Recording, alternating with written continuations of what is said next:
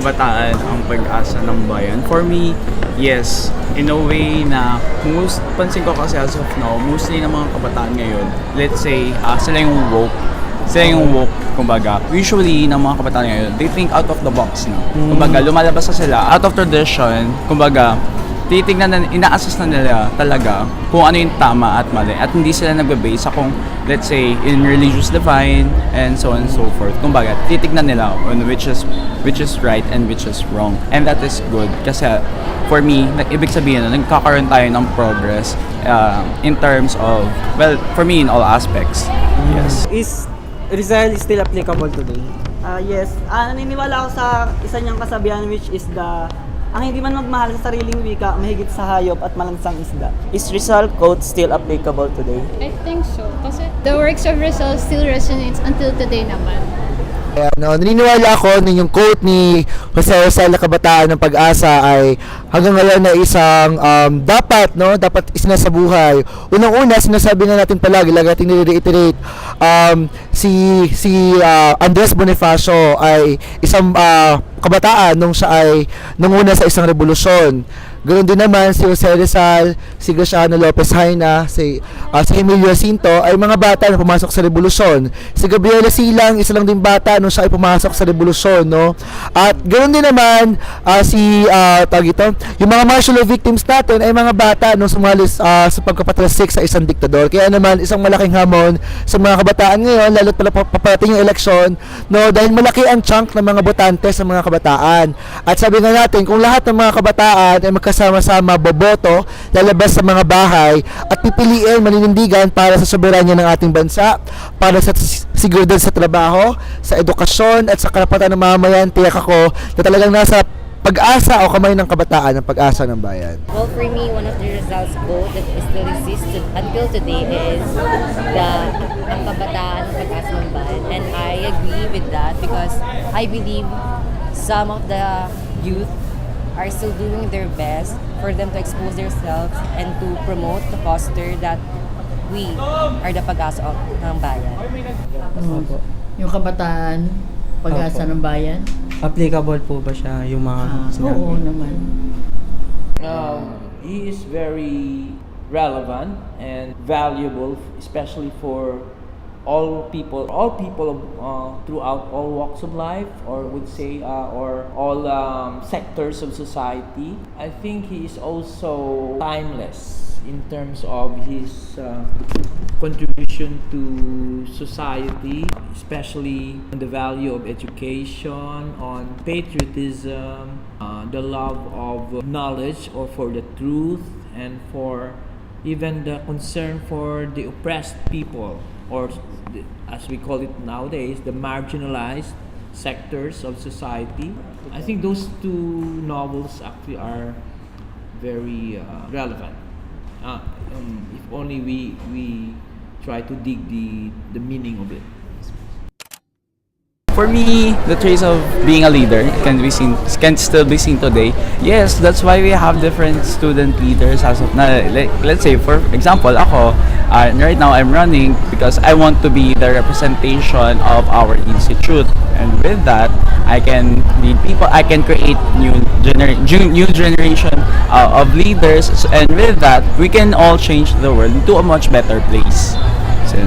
So the traits of a leader can still be seen today?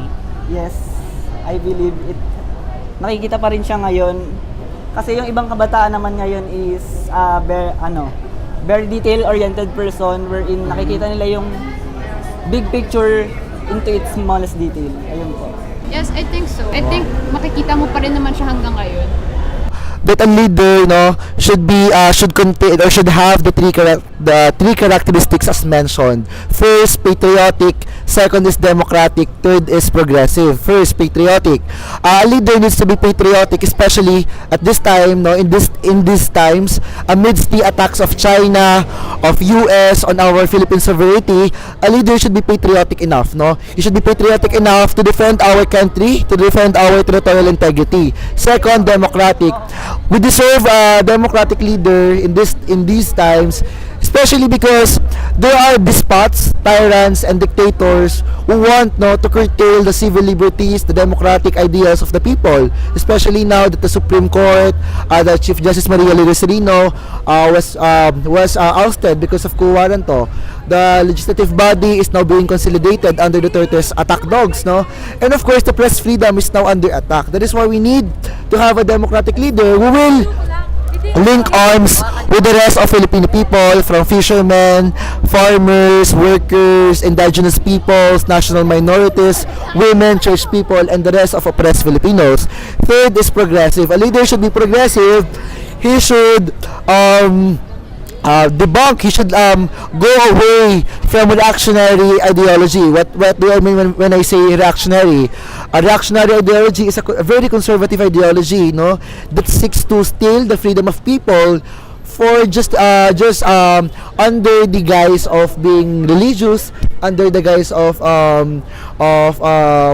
being nationalist. No, a leader should be progressive enough, no, to carry forth the politics of change. When we say progressive, getting away or leading away from traditional politics such as padrino politics, nepotism, dynasties, etc. Well, if I'm going to compare or contrast the characteristics or the qualities of the leaders before and now, some of there is the Yes, because when you say leadership, it means a person that will set the example, that he will be the one to lead by example. Qualities or criteria for a good leader: he should be knowledgeable, he should be competent, should be also consistent, conscience.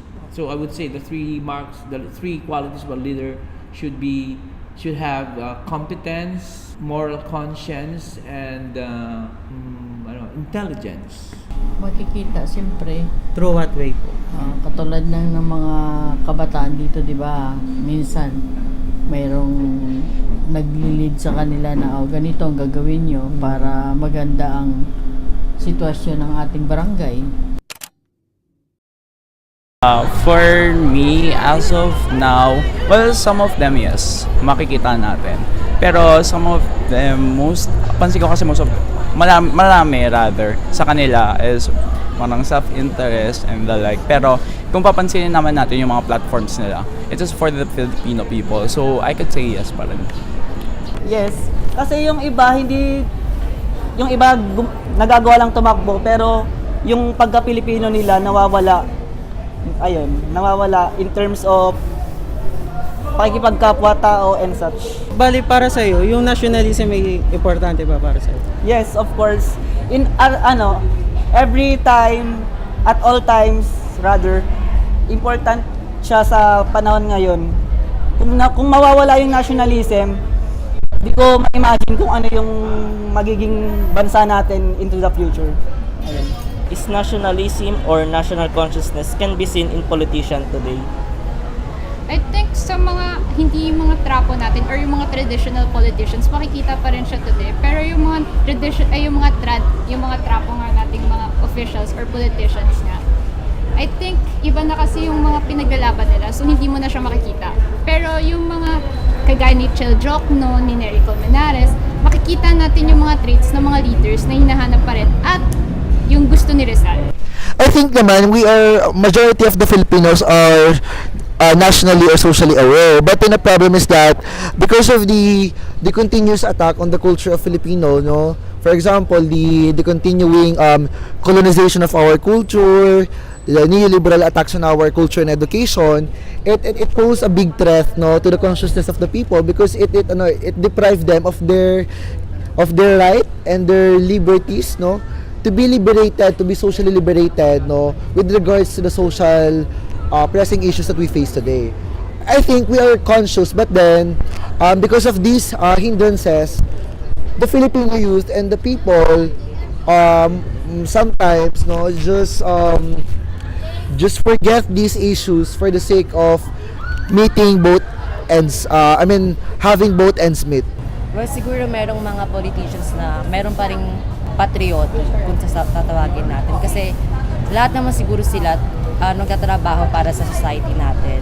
And so I agree. Meron pala silang consciousness for nationalism. Oo. Kikita yun kasi siyempre ang iba kasi gusto naman magbago ang Maynila o kaya ang buong bansa. Katulad ng iba, ang iba naman kasi may corrupt. Depende naman sa tao yun eh. I can surmise or I could generalize that most politicians are not really patriotic or, for say, nationalist, but they are more personalists. They are only concerned about the personal welfare of their families. As of now, I'm still undecided regarding about that. Pero one of them, pero so far for me is si Hilbay or Hilbay. Yeah. Kasi for me, siya yung nakikita ko siya as like the next Miriam Defensor Santiago, who will really defend the Philippines no matter what happens, and that is one of my advocacy rin kasi. So, yeah. So, who will you vote and what traits can you see in them? Para sa akin, yung top senatorial candidate ko is si Shell Jokno. Yung pinaglalaban niya, naniniwala ako na para sa Pilipino talaga, yung walang halong politika, I mean direct to the point talaga yung insights niya and philosophy in life. I have my votes cast kay Samir Goto, kay Nericol Manares, and Shell Jokno. They're for sure. Kasi they fight for the people eh. They're not fighting for their own ambitions. Like for example, yung mga, dahil ito yung business nila, hindi sila ganon. They fight for the people, for the rights of the people. Hindi lang sa mga mayayaman, pati na rin sa mahihirap. Hindi kailangan kasi na palagi na lang, dahil hindi tayo, alam nyo na, dahil middle class tayo, most of us are middle class, upper class. Hindi naman porket tayo ganon, hindi natin papakasimpatihan ang mga tao na nasa baba natin. First for Nelly Colmenares, number 22 sa balota. Ayan, endorse ko na rin siya. No, why? Kinakailangan natin ng isang senador na tumitindig laban sa mga nihiliberal na atake, no, sa ating mga karapatan. No, si Nelly Colmenares, wala pa man sa Senado, kumakalampag na sa lansangan, nagpoprotesta na, nagpipetisyon na, at sinasabi nga natin, dahil ang Senado ay pinamumugaran ng mga tuta at puppet, kinakailangan natin ng isang independent Senate, no, na mga ngalampag at mangungusap, no, will speak truth to power. Actually, hindi ko pa kilala kung sino yung mga dapat kong iboto. Siguro dapat meron pa tayong mas makitang improvement mula sa kanila. So, kung ano na lang po yung character na hinahanap niyo? Syempre yung dapat yung may pake talaga sa bayan at yung may boses na dapat ipaglaban yung mga taong hindi kaya nila ipaglaban ng sarili nila. To be honest, I don't have any candidate for a senator or even supposedly for a congressman. Well, I really couldn't speak on behalf of them kasi hindi rin ako nabuhay ng time nila. Pero as of now, pansin ko mas lumala ngayon. Feeling ko lumala ngayon. Kasi before, kung papansinin natin, they are fighting for our rights. They are fighting for our sovereignty, for our Philippines, for this country. Right now, ang mostly ang pinaglalaban nila, yes, for the Filipino people, pero pansin ko talaga, most of them is for their own good. Ay, yung time kasi ni Rizal, parang nagiging corrupt lang naman yung iba, gawa nung nasakop tayo. Nung panahon yon, parang wala pa tayong time lumaban kasi ang turing sa atin ng mga ibang dayuhan is Indio or Mangmang. I think kasi there are no difference eh. Kasi nag-evolve lang sila. Instead na yung corrupt officials dati is hanggang ngayon naman halatang halata pa rin yung pagbibigay nila ng funds na alam mo namang illegal pero napapansin pa rin ng mga tao pero they hide it pero alam pa rin natin na merong ganun eh. It's still happening today. I think kasi the leaders of today still think of themselves first before the voices of the people behind them. Kasi if you still think na yung individual selfishness mo para dito sa mga businesses mo, para sa mga kapwa mong gusto mo lang pagsilbihan, kagaya ng mga mayayaman, sina Villar, like that, I think wala tayong magagawa kasi ang dapat na sinaserve natin is yung people, the people of the Philippines, not only ourselves. Sabihin natin, nagpapatuloy pa rin yung corruption, nagpapatuloy pa rin yung mga sakit ng ating lipunan, pero sa kasalukuyan, may bagong forma ng sakit, no? Ngayon ay, syempre, kung wala na ang Spanish government, nandito naman ngayon ang isang Philippine government na pinupuno ng mga tutang mga lider, no, mula Kongreso hanggang Senado hanggang sa Pangulo, mga tuta na hindi sumusunod doon sa panawagan ng mamayan, bagkos nagiging tuta sa harap ng US, ng China, pero duwag na, I mean, sobrang macho sa mga Pilipino, pero duwag naman sa mukha ng mga imperialistang kapangyarihan. Well, since then, meron talagang corruption. Panahon pa ni Aristotle. Pero siguro mas malalang ngayon kasi yung mga tao ngayon and politicians, para silang self-interest. Kasi dati, yes, nangongorap sila, pero at the same time, may naibibigay at may naiaambag pa rin sa site. Pero ngayon, alam mo yun, self-interest na lang talaga. Mas maganda yung dati, walang corrupt. Hindi katulad yan, halos lahat may corrupt. Yung mga chairman nga, yung mga chairman na mga iba, corrupt lalo na yung mataas sa amin. Tulad ng mga senador, mayor, vice mayor, lahat na sila. Ultimo nga barangay, sa barangay lang, corrupt yung iba Lalo na yung mga mataas pa sa amin. I think it's the same. Nothing has changed much. Actually, it's getting worse because right now it's rampant all over the offices. I think even though Duterte is, I hope so, he's well-meaning in his campaign for reduction, if not total elimination of corruption. But I think every day in the newspapers and even in the radio, in the television, those stories that are already kind of becoming staple information that is bombarded to the masses for all the people to consume, whether you like it or not. So we're becoming immune to such issues, and so some will say, so what else is new?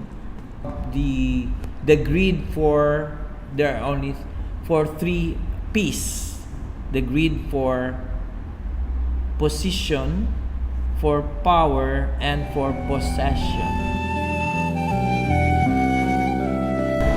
Kung sa darating na national election, vote wisely and tingnan nyo muna yung mga credentials ng isang tao and kung maganda ba talaga yung layunin nila sa ating bansa.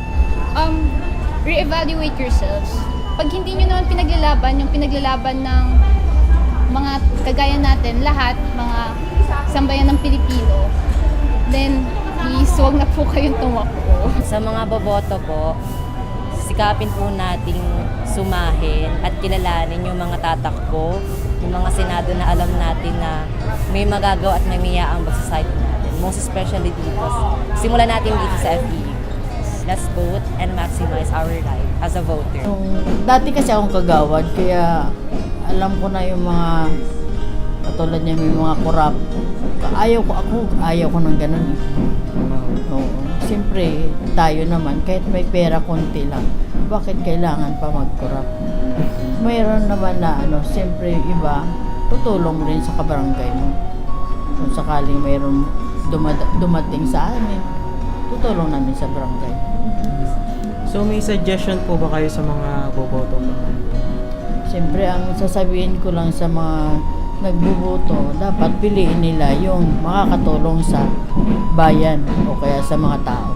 Well, as they say, most of the electorate will be comprised of the millennials, or for that matter, I think it's 30% or 1/3 of the total voting population will be composed of young people from 18 years old and until, if you can say it, 35 years old, which I think belongs still to the even 40 years old for the youth, or the millennials.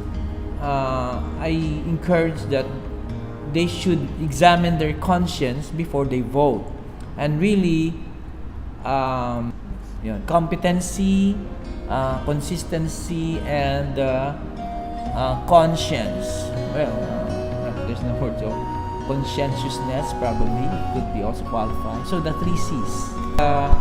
I hope that the millennials particularly should also be assertive of their rights in a positive way without even going to the rallies.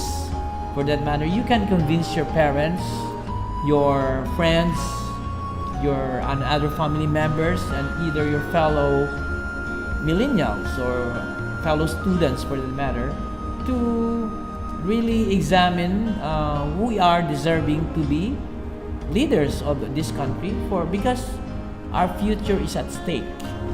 So if we don't act now, what will happen? So as they say in the famous slogan in UP of a student before Abraham Sarmiento, kung walang kikilos, sino ang kikilos? Kung hindi ngayon, kay